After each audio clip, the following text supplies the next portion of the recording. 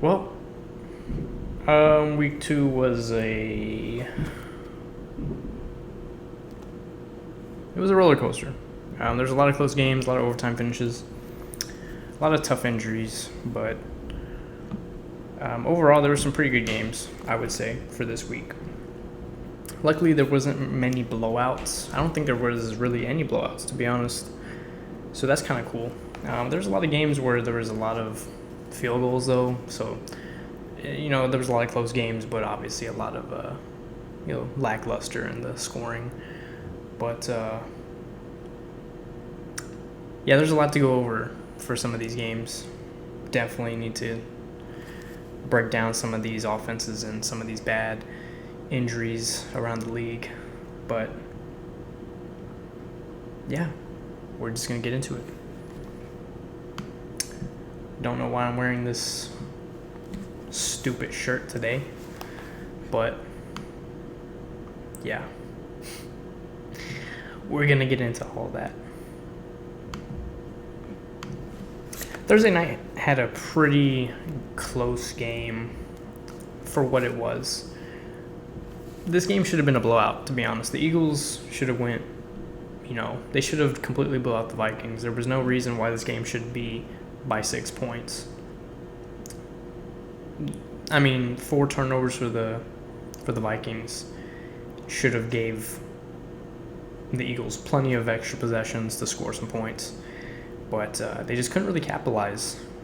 Kind of settled for field goals or just didn't, just kind of wasted it, to be honest. But the Vikings kind of held in there. It got kind of close at the end, but I don't know. I feel like the biggest weakness for the Vikings right now is that the run game, and just the lack of making some serious plays on defense when they need to. But they have a kind of veteranized defense, which may cause a lot of problems in terms of speed against some of these younger offenses. But DeAndre Swift went crazy. The fact that he's even the backup behind Gainwell is mind-boggling to me. Gainwell was hurt this game, so DeAndre Swift took the reins and became running back 1 for Thursday night. I mean, the stats speak for himself. 6.5 yards carried, a touchdown, 175 yards. I mean, people forget that DeAndre Swift is, an elite running back. But, Devontae Smith, 4 catches, 131 yards, and a touchdown. He was balling out. But you would think, by some of these stats that the Eagles, they should have won by, tons of points. This game was really close. They almost had double the possession time and almost lost. Pretty crazy. People are not really respecting what Kirk Cousins did. 364, 4 touchdowns, perfect passer rating. He single-handedly almost kind of carried, them to this dub here. TJ Hawkinson actually had a good game for the first time in probably I don't know how long. So that's pretty rare. But this game was a lot closer than it needed to be, plain and simple. But the Eagles got the dub. Next, we're going to go over, I think, the most embarrassing offense behind...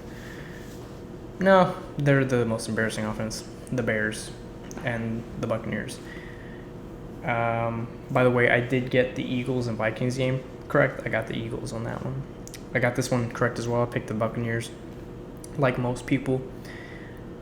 This game was really bad offensively for Justin Fields and just the offense in general. This has to be one of the worst offenses, play calling wise, in recent years that I've seen from any team. The Broncos had a really bad play calling system in 2020, that 2020 to 2021 season. That was a really, really bad coaching, offensive coaching. This one is up there as well. Justin Fields, first of all, is not playing great. Now, let's get that out the way. He's not playing great. But the play calling is insane. They're calling like 5 plays. The screen, someone running downfield, someone running cutbacks. I mean, the receivers don't know what's going on. The receivers are running same routes. They're in the same position. One cornerback can cover two receivers. They're in the same spot. This whole offense is completely out of sync. No one's on the same page. They're just playing horrible. No run game as well. The run game is weak. There's no offensive production whatsoever. The defense is just, like I said in the previous video, they have holes in every aspect, on the D-line, in the linebacking core, in the secondary. This team is going to get the first overall pick, most likely, I think. There's no way that this team can... I don't see this... This team is not a 5+ win team. They're going to get 4 at the max, if that. This team is really bad. Baker Mayfield didn't really have an amazing game like he did last week. He still did pretty decent. Didn't turn the ball over. 317. Good passer rating. That's what you need. A game manager at least to win these games. To win this boring, tight game. That's what you need. Mike Evans put up huge numbers. Somehow DJ Moore is actually putting up numbers in this horrible offensive scheme. Chase Claypool, I believe, had his first ever touchdown since I don't even know how long. But, yeah, this game was very one-sided. The score was a little bit close, but it always felt like the Bears were never really going to win the game. As you can see here, the stats are kind of speak for itself. Almost double the yards.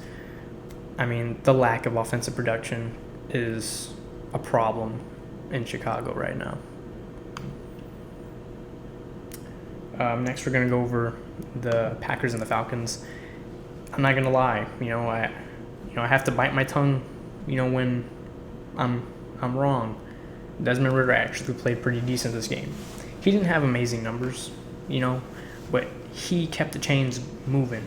He won the game for his team. He did what he needed to do when he needed to do it. And for a quarterback, that's what you need to do. So, I'm going to give him his props. He did really good this game. I'm a big Desmond Ridder hater, but, he did really good this game, and his stats aren't going to show it, but he did really good. Jordan Love had a very sneaky, boring, great stat line. 3 touchdowns, 151 yards for 14 completions. It just seemed like he was just making short.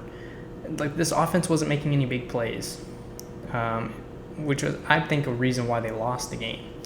The lack of risk-taking, the defense also not being able to get off the field kept the Packers just right out of reach here. Bijan obviously was a huge part of the reason why they won this game. He went crazy. I mean, I forgot how many total yards he had. I believe he had like 170 or something like that total yards, 6.5 yards a carry. Bijan is surprisingly just already probably a top 5 running back this year. As a rookie, that's pretty crazy, especially to do right now. But yeah, the Falcons just kind of stole this win, to be honest. I feel like the Packers were in control for most of the game, and then they just kind of just couldn't close it out. But yeah, I mean, good win for the Falcons. I just don't see how the Packers couldn't close this one out, But, Falcons are 2-0. A lot of people, including myself, probably had them as a very low win column type team, and they're 2-0. So next we have the Colts and the Texans. This game was kind of close. Anthony Richardson did get hurt. He got a concussion. Don't think he's going to be playing this week, but we'll see. Just doesn't look that. It was a very weird concussion. But, Gardner Minshew came in and did his thing, helped close the game out. So, good backup play. C.J. Stroud had his first great game. Too bad his offense couldn't help him out. Texans have holes, per usual, all over the offensive side of the ball. No running backs, no tight ends. Nico Collins had a pretty good game. You know, he's probably going to have maybe one or two more of these throughout the year. But the lack of inconsistency in the receiving core, the play calling down the stretch in third and short is not great for the Texans. Just a very weak offense that needs to put up points or learn how to put up points. But it's hard to do that when you don't really have the players to do that. Defense for the Texans was actually okay. I mean, like I said, they're missing a lot of... The Texans are also missing lots of pieces. This team is in rebuild mode still. But, you know, they have the right mindset, I think, but they just don't have the playmakers. They dominated in the possession time and just completely lost. Like, if you look at the stats, you would think that, you know, the Texans would have put up some points. And they only put up 20 points. So, yeah, not a great game for the Texans. Kind of a low-key steal for the Colts, you know, especially with Anthony Richardson going down. But when you got a veteran like Gardner Minshew as backup, you can't really go wrong there. I also got that game correct. I did pick the Colts. Next we have the Seahawks and Lions. I picked the Lions. I got this one wrong. Oh, on the previous one as well, I did pick the Packers to win. I got that incorrect. On this one, the Seahawks and the Lions, I did get this one wrong as well. Seahawks won this game in overtime. I feel like this shouldn't have even went to overtime. This game was close for no reason. Lions defense could not stop the Seahawks when they needed to. They just couldn't get off the field. Let them keep scoring, let them catch up, send it to overtime, couldn't close out the game, and just, I don't know, just not good play overall for the Lions. You know, they put up a lot of points, but their defense was not helping them out. This game kind of reminds me a little bit of the Broncos game. Offense putting up points, defense not coming up clutch when you need them to, couldn't get off the field. And that's pretty much how this game went. You know, it was a shootout, you know, close all the way, and then just the defense for the Lions just couldn't make that play. You know, they needed to make a play to momentum shift or just to get off the field, and they just couldn't find a way to do it. But yeah, a lot of yards this game, a lot of possession time, obviously, because of that overtime. Tons of penalties. I mean, the Seahawks had double the penalties. They should have lost this game. But, yeah, the Lions just couldn't really take advantage of the mistakes that the Seahawks were making. But, yeah, that's how that one kind of went. Close game, though, but couldn't close it out. Got this game wrong as well. Chargers and the Titans. The Chargers had no business losing to the Titans. No team has any reason to lose to the Titans, especially this season. Justin Herbert, I mean, he's going to put up the same stats every week. Tons of completions for 300 yards, a couple touchdowns. Both of his touchdowns, I believe, were to Keenan Allen. They were. Keenan Allen is still like that, even at, like, I don't know how old he is, like 32. He's still like that. His route running is crazy. They made Ryan Tannehill, I mean, he didn't even do good. Him or Derrick Henry. And they lost this game. Pretty huge disappointment for Chargers and Charger fans. I mean, this is just a bad loss. No reason they should have lost this game. The Chargers defense consistently just lets up. They're like that. The Chargers defense does this frequently. They lose these games that they should easily win. But yeah, this game, I just don't see how they can't beat the Titans. The Titans have one of the worst rosters, I think, in the entire NFL. There's no reason why any team should really lose to them.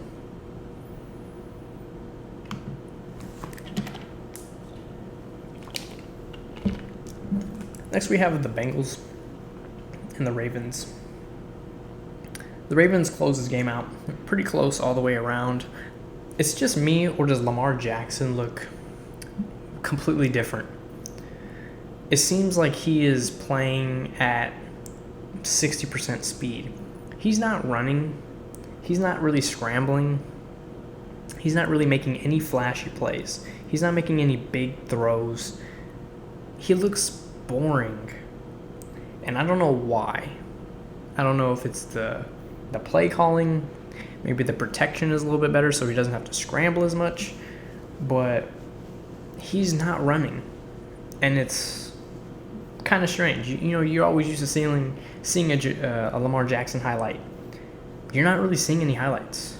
This is week 2. There's not one highlight that he has, in my opinion. But they're winning the games. That's all you need. Who cares about highlights?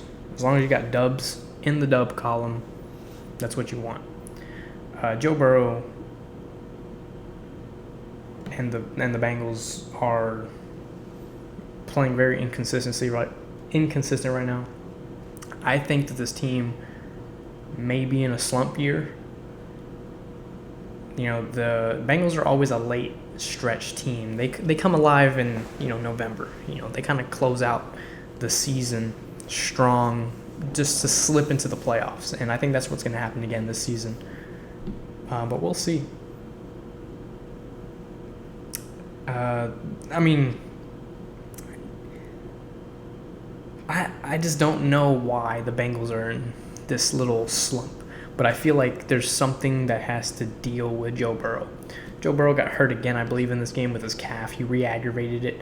I don't think he's going to be playing next game against the Rams, but yeah, I think this team just needs to rest, refocus, get healthy, and then go back. But right now, this team is just not where it needs to be.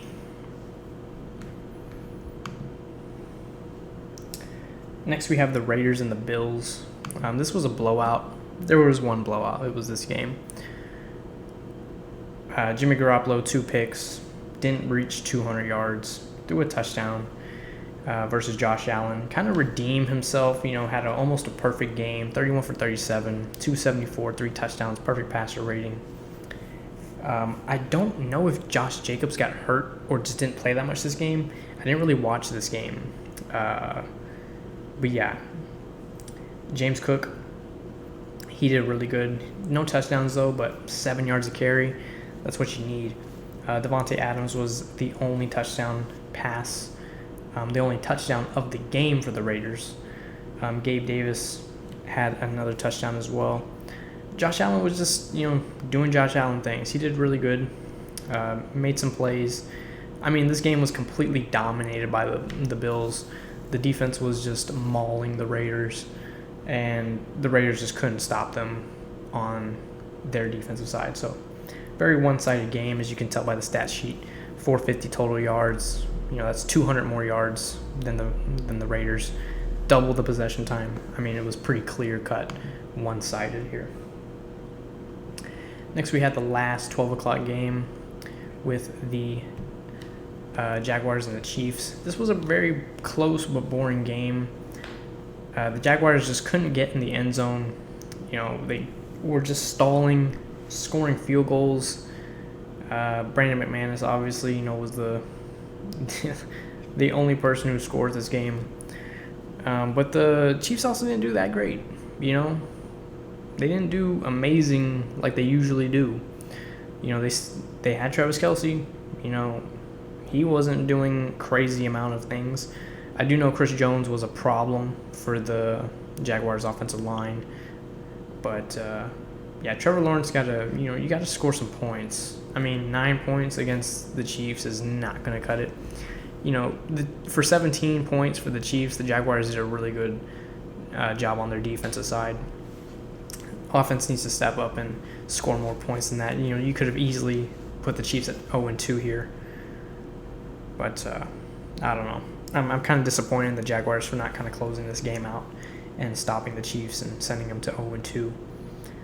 But pretty even. The Chiefs kind of were always ahead of something.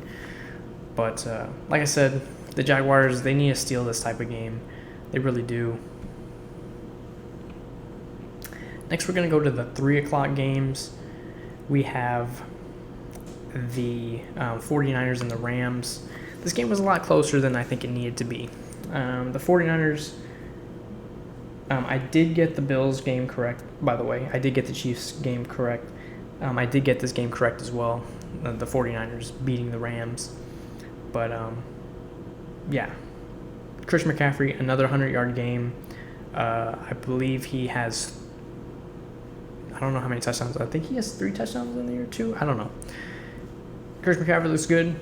Hopefully he remains healthy. But, you never know with him. Matthew Stafford, pretty trash, per usual. I think he's a very overrated quarterback. I think he's like one of the few last pocket passers in the league. But, yeah. They had sat down Cam Akers. He ended up getting traded this afternoon to the Vikings. So they had Kyron Williams in here. Never really heard of him. But, he was the starter of this game and played throughout the whole thing. 3 yards a carry, a touchdown, 52 yards. That's good if you're a backup. But now he's a starter, you know what I mean? So you got to make some plays. As you can see here by the stat sheet, pretty one-sided. The 49ers just kind of closed out the game, made plays when they needed to. I believe there was like 3 rushing touchdowns. It was Deebo Samuel, Christian McCaffrey, and I think Brock Purdy ran one in, if I'm not mistaken. I don't know. There was a lot of rushing touchdowns, basically. Pretty one-sided in terms of the yards. I mean, not really. In terms of the rushing yards is what I meant. 159 over 89. They were just running the ball more efficiently. The Rams low-key kind of should have won this game. If the offense could have done more in the second half. 6 points in the second half. You're up. You're tied 17 into the first half. You got to find a way to close out, score some points. And they just couldn't do that, flat out. So, yeah, that was, they were always kind of out of reach once that second half hit.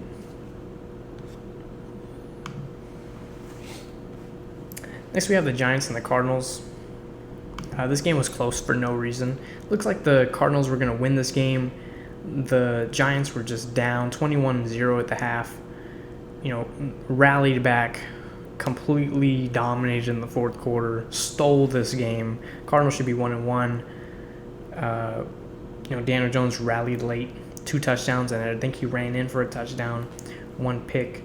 He did really good. Joshua Dobbs is doing pretty decent. This is probably the best Joshua Dobbs has ever looked as a quarterback. And, he could probably be a starter on the Titans right now. I would put him over Ryan Tannehill right now, and they would be a decent team. Too bad he's on the Cardinals. Saquon did sprain his ankle, I believe, so he got out of the game late in the fourth, I think. So he's probably going to miss maybe 2 or 3 weeks, maybe a month, who knows. But yeah, James Conner had a decent game. But yeah, the Cardinals are boring, man. They're really boring. They just almost stole this win. Defense was playing okay. The Giants are playing really bad. I know they rallied back late, but that's a slow start. That's a really slow start. As you can see here by the total yards, Giants had a lot. Not a lot more, but, they had more. Pretty even on the possession side, almost identical. But this was a really close game. Like I said, it was close for no reason. Giants should have closed this out. Cardinals low-key should have won the game the way it was going, but just couldn't close it out. Next we have the Jets at Dallas. I did get this game correct as well. I did pick the Cowboys to win. I mean, the Cowboys defense, I can't tell if they're really that good yet. They're really good. They're causing turnovers. They're getting sacks. They've played the Giants. They've played the Jets. They haven't played a crazy good team yet. You know, the Giants, I think, are okay. They just had one of the worst games in franchise history. The Jets are down a lot of players. The play calling in this particular game, was horrible. I'm not sure why Sauce Gardner was covering anyone else besides CeeDee Lamb. I don't know why the offensive line were not sending guys to help chip, load up the box to help prevent some blitzes. Zach Wilson making horrible reads. This game was very one-sided for multiple reasons. Poor coaching, bad play, Cowboys taking advantage of that bad play. Either way, this game was just, I mean, you can't let CeeDee Lamb dominate you like that. Almost every time he caught the ball, it's a first down. You're moving the chains consistently as soon as he touches the ball. You got to have someone who can stop him. And I don't understand why they're saying that Sauce Gardner came out and was like, well, when I was on him, he wasn't really catching anything. He was targeted 13 times and caught 11. So when were you on him? You know what I mean? Make it make sense. I mean, the stats speak for itself. Dominated in the rushing, dominated in the passing, dominated over possession time, win the turnover battle. I mean, this was so one-sided. Pretty huge disappointment for the Jets. A huge dub for the Cowboys. Like I said, I still find it hard to believe if the Cowboys are that good yet, because they have not played a really great team yet.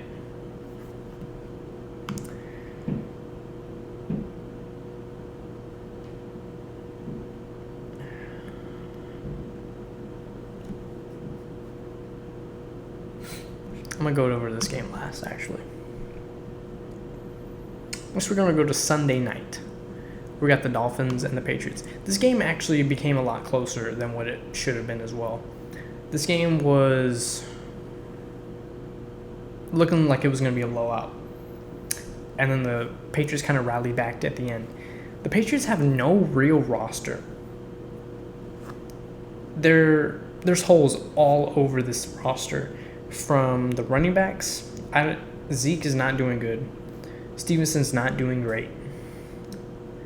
The defense is very lackluster, I think, in the pressure. The cornerbacks and the secondary is actually okay. It's not amazing. It's not super elite, but it's okay.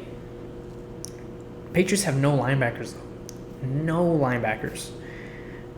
They cannot stop the run. They have very easy lanes that just become wide open. Raheem Mostert, to me, he's just an average running back. He should not be getting 121, 2 touchdowns, 6.5 yards a carry. That's something you can't allow. Hunter Henry finally had a good game. I feel like he's been such a huge disappointment for the Patriots. But yeah, this game was kind of one-sided all the way. It never really seemed like the Patriots were going to come back and win this game. It always felt like the Dolphins were in control. As you can see here by this total, I mean, Miami just was doing more. They were more consistent. Possession time, though, was pretty equal. Next, we have the 2 Monday night games. The first one was the Panthers and the Saints. This game was easily in reach for the Panthers. They should have easily won this game, in my opinion. I don't see why they could not consistently move the ball. They didn't score their first touchdown till like the last few minutes of the game. They tied at the first with 3-3. This was a very defensive game. Even though there's a decent amount of points, this was a very defensive game. The Saints defense was shutting down the Panthers. Panthers defense was shutting down the Saints. But the Saints offense was just being trash. They couldn't get things going. The Panthers could not get a drive. They just couldn't get a drive going. It was just impossible for them to do it. This was a very easy win, I think, for the Panthers. They just kind of let this go. The Saints didn't do anything fancy. I mean, Derek Carr didn't even have a great game. Bryce Young didn't have a great game either. He has no pocket awareness. This is a reason why the Panthers are also not scoring. His pocket awareness is non-existent. He does not feel pressure. He gets sacked consistently. He rolls out of the pocket consistently and then the play just completely goes apart. But the play calling is also really bad with the routes that they put for his receivers. They're running very deep routes. There's no simple routes, simple throws. This is a very complex offense for something that shouldn't be complex. It's a very veteran-style offense with brand new players. No one's played with each other here. New quarterback, new running back, new tight end, new receivers, and you're putting in like a veteran-style offense, and the Panthers are wondering why it's not clicking. It's too complex. Put a simple playbook together, get these, consistent plays going, and then you can put some drives together. This offense is just bad for multiple reasons. As you can see here, possession time for the Saints, they had a little bit more. But just in general, it just wasn't where it needed to be.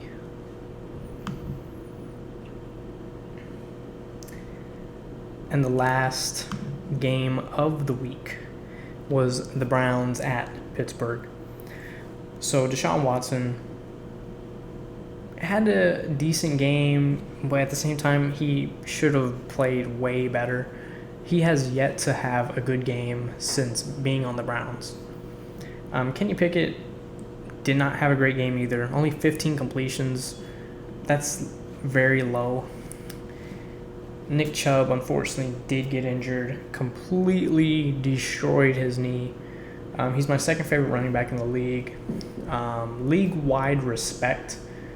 I mean, it's impossible to not like Nick Chubb. Nick Chubb is a hard worker, a silent worker. I mean, he's just a beast. Very strong, very smart, high IQ, carries that team, in my opinion.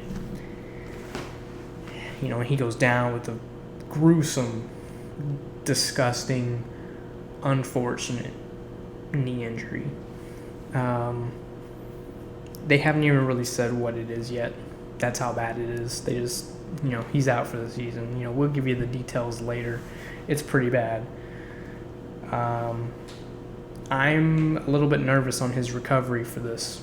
This looks like it's multiple ligaments that have been injured here on the same knee that he's injured multiple ligaments on with cartilage damage. So I have no idea how he's going to bounce back. I'm just hoping that he does. Like I said, he's my second favorite running back in the league. But that was painful to see. As a fan of the NFL, seeing Nick Chubb go down just doesn't feel right. That was mainly the biggest highlight of this game, seeing him have to be gone for the year. TJ Watt is a problem. People forget that, he's up there with like Nick Bosa, Myles Garrett, Micah Parsons. He's up there for that defensive player type guy. But, he's really, really good. Amari Cooper, who was questionable to play this game, I could have swore he was not going to play. He ends up playing, gets 90 yards, kind of almost helps his team win. But this was a very... I got this game wrong. I did get the Dolphins game correct. I did get the Panthers game wrong. I got this game wrong as well. But The Browns should have easily won this game. There's no excuse. I'm not going to blame this loss because Nick Chubb got hurt. This team was not going to win. It just felt like they were never going to get in control. Nothing was consistent on either side of the ball, but just that much more consistent for the Steelers.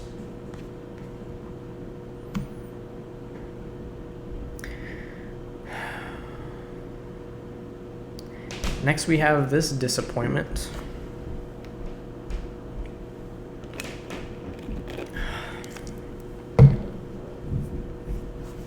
They just love giving me hope. They just love giving me hope, don't they? You know, I can never just sit back, relax, and watch a Broncos game. I can never just relax. I'm always having to be at the edge of my seat, worrying about if they're going to choke.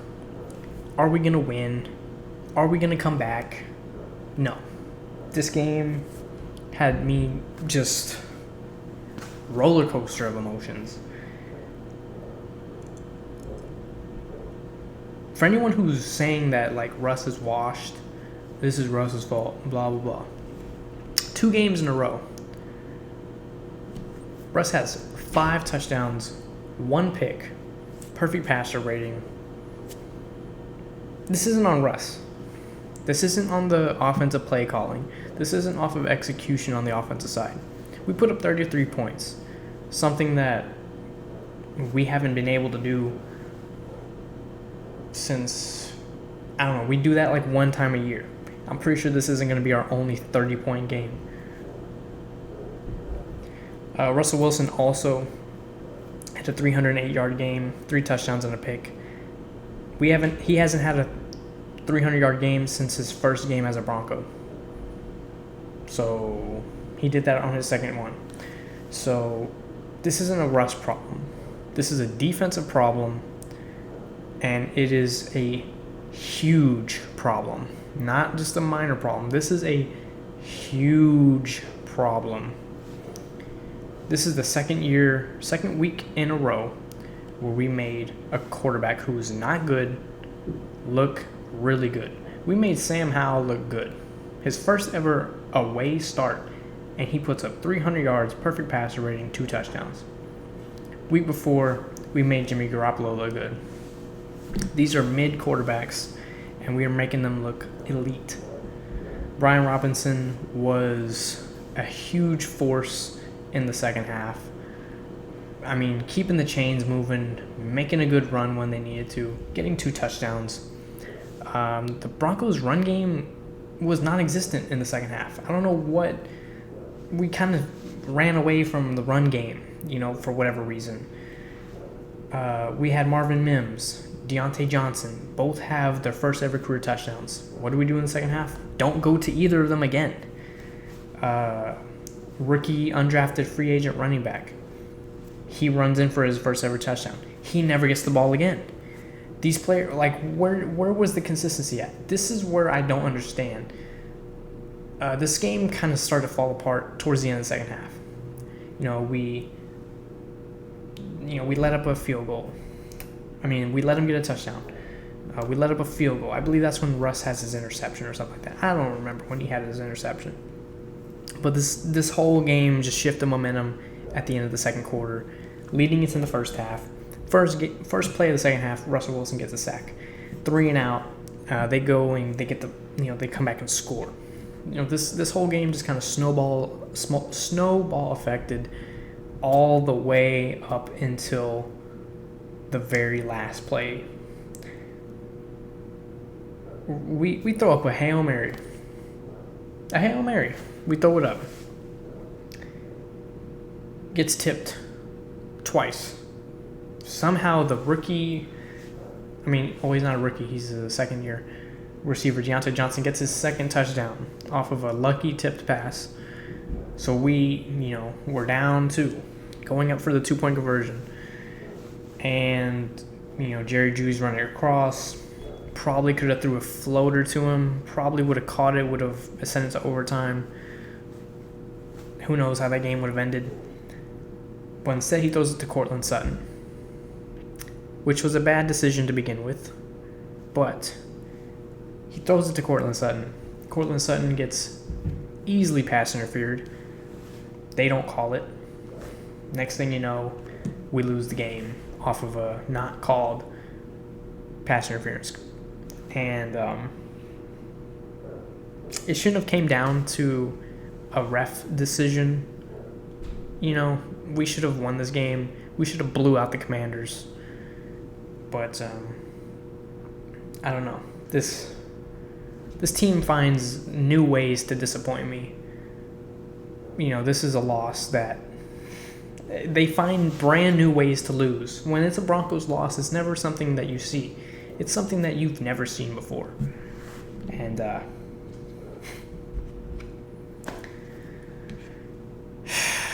don't even know, man.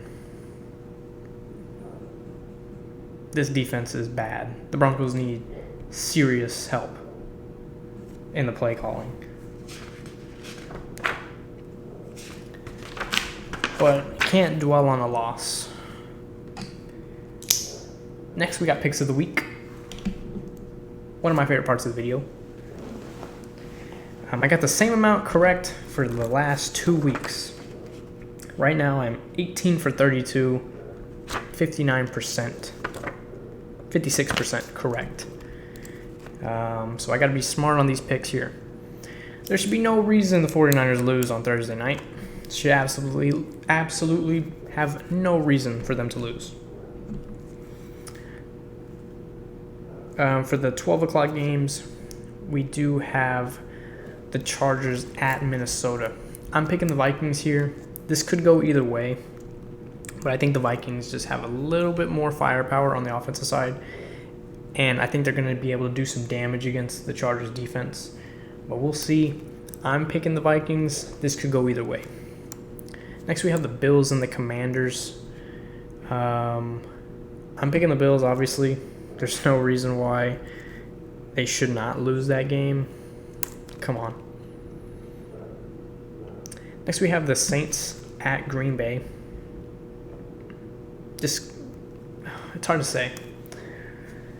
If the Saints play just as bad as they did against the Panthers, then, you know, the Packers are going to easily win this.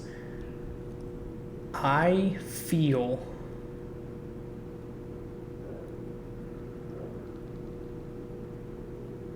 I'm going with my gut,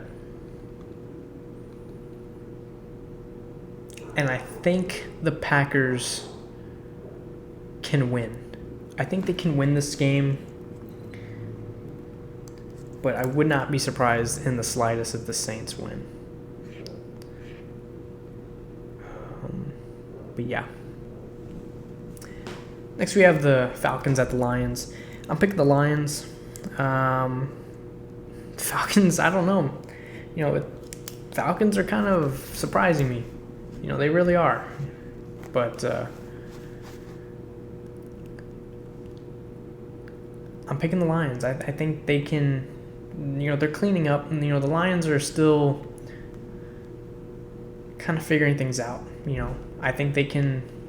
They just got to stop Bijan. They stop Bijan, or at least contain him. Lions are winning that all day. We got the Titans and the Browns. I don't even know. This is a toss-up. This is a 50-50 coin flip. Either team can win. I'm not surprised if either team wins. I'm not surprised if this goes to a tie. I have a little bit more faith in the Browns' defense against the Titans' offense. So just with that alone, I'm picking the Browns. Texans and the Jags. I got the Jags. I think Trevor Lawrence is going to have a bounce-back game against a weaker team. But the Texans, like I said, you know, they're kind of figuring out. You know, I feel like they're going to have a breakout game in the next couple games. They're going to have a breakout, and they're going to get things clicking, just to give the Texans fans a little taste of what they can potentially do. Will it be against the Jags? I don't think so. Patriots at the Jets. This could be a close game. This could be a really close game.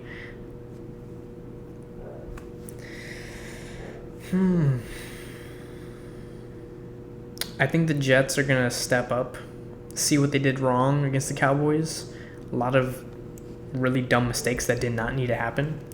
I think the Jets are going to come back from those mistakes and beat the Patriots. Would I be surprised if the Patriots blow out the Jets? Yes. Would I be surprised if the Patriots won? No. Colts and the Ravens. I'm picking the Ravens just because Anthony Richardson is not going to be playing. And I think Lamar is going to have a pretty good game against this Colts defense. Those are the 12 o'clock games. Next we're going to, I'm missing one, sorry. The Broncos and the Dolphins. Picking the Dolphins, I don't see how the Broncos are going to win this game. There should be no reason for the Dolphins to lose this. I'm going into Sunday with very little. I can't see it. I just can't see it. Next, we're going to the 3 o'clock games. We got the Panthers and the Seahawks. I'm picking the Seahawks this game. I find it very hard to believe that the Panthers are going to come rally back against the Seahawks, especially the Seahawks coming off of an overtime win. A lot of momentum coming into this week. The Panthers are big underdogs, I think, in this game. Would I be surprised if they win? Yes. Cowboys and the Cardinals. I don't even got to say it. Bears and the Chiefs. I don't even got to say it. Come on now. Who put these 3 o'clock games together? Come on now. Let's go to Sunday night. We've got the Steelers and the Raiders. This is going to be a close one. I think I'm going to pick the Raiders here. Just because... No. I don't know. This is a toss-up. This game comes down to Kenny Pickett. If Kenny Pickett can play good, this is going to determine the game. I just feel in my gut that the Raiders are going to win this game. I don't know why. I'm picking the Raiders. Don't want them to win. I'm picking the Raiders. Next, we're going to the last 2 games of the week. Philadelphia and the Buccaneers. Eagles and the Bucks. I think this might be a pretty good game. Pretty entertaining. Picking the Eagles, though, they just have a stronger roster. I think it's just going to be a more consistent offense over the Bucks. Plus, the Bucks defense went up against the Bears last week. The Eagles are a completely different team. They actually have consistent players. They actually have good players and a good offensive scheme that can execute the play. So I'm picking the Eagles. Rams and the Bengals. This might be a close game. Well, no. I'm picking the Rams just because Joe Burrow's not going to play. But, yeah. That is all the games and the picks. So, yeah.